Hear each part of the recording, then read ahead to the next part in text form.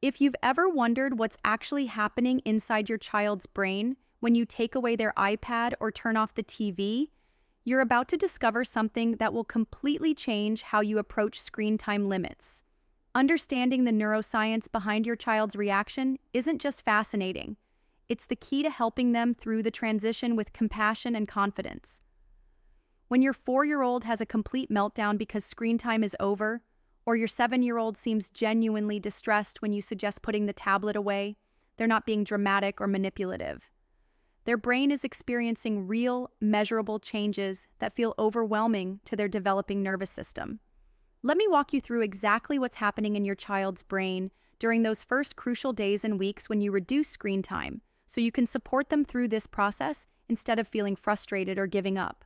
When your child is engaged with screens, their brain is flooded with dopamine, the same neurotransmitter involved in addiction. But here's what makes this particularly challenging for young children. Their prefrontal cortex, the part of the brain responsible for self-regulation and impulse control, won't be fully developed until they're in their 20s. This means they have all the neurochemical intensity of wanting screens, but none of the adult capacity to manage those feelings. Think of it this way. Imagine if every time you felt stressed, someone gave you your favorite treat, and this happened dozens of times every day for months or years. Your brain would create incredibly strong neural pathways connecting stress to that treat.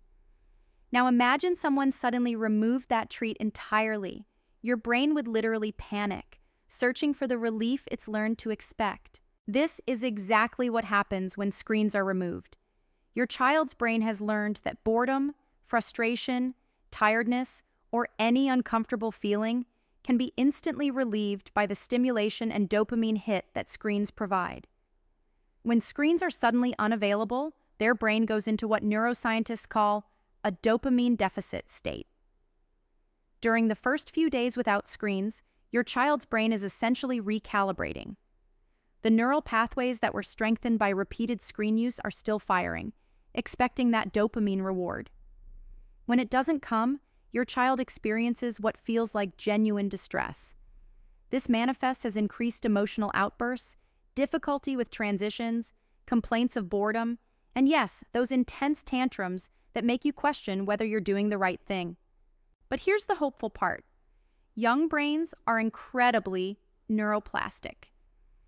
This means they can form new neural pathways and strengthen different connections remarkably quickly.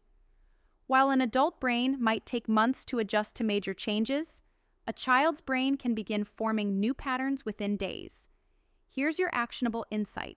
During this recalibration period, you can actually help your child's brain form healthier neural pathways by implementing what I call dopamine bridging. Instead of expecting your child to go from high-stimulation screens to quiet activities immediately, create stepping stone activities that provide moderate stimulation while still being screen-free. For example, if your child typically watches videos when they're feeling restless, replace that with high-energy activities like dancing to music, jumping on a trampoline, or playing with kinetic sand. These activities still trigger dopamine release, but in a healthier way that doesn't create the same addictive patterns. Gradually, you can introduce lower stimulation activities like puzzles, books, or quiet building games as their brain adjusts. The key is understanding that you're not punishing your child. You're helping their brain remember how to find satisfaction and stimulation from the real world. During the first week, their amygdala, the brain's alarm system, is essentially in overdrive because it perceives the removal of screens as a threat to their emotional regulation system. Around day 5 to 7, something remarkable begins to happen. Your child's brain starts strengthening different neural pathways, ones connected to creativity, problem solving, and internal motivation. You might notice them playing independently for longer periods, showing interest in activities they'd previously ignored, or coming up with imaginative games on their own. This is your child's natural creativity and curiosity reasserting itself. These capacities were always there, but they were being overshadowed by the easy stimulation that screens provided. As the screen-dependent neural pathways weaken from lack of use, the pathways connected to intrinsic motivation and creative thinking naturally strengthen. By week 2, your child's brain is producing more balanced levels of neurotransmitters. Their dopamine system is learning to respond to subtler pleasures, the satisfaction of completing a puzzle, the joy of imaginative play, the comfort of reading a story with you. These experiences create longer-lasting satisfaction than the quick hits that screens provide. The changes continue to compound.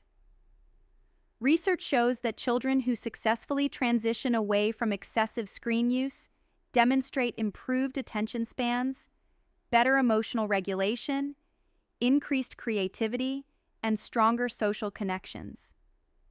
These aren't just behavioral changes, they're measurable neurological improvements. It's important to understand that this process looks different for every child depending on how much screen time they were getting, their age, and their individual temperament. A 3-year-old who was using screens for 2 hours a day will have a different experience than a 7-year-old who was using them for 4 hours a day. Younger children often move through this transition faster because their neural pathways are less established, but they also need more emotional support because they have fewer coping strategies. Older children might resist more initially, but they can understand explanations about why the changes are happening.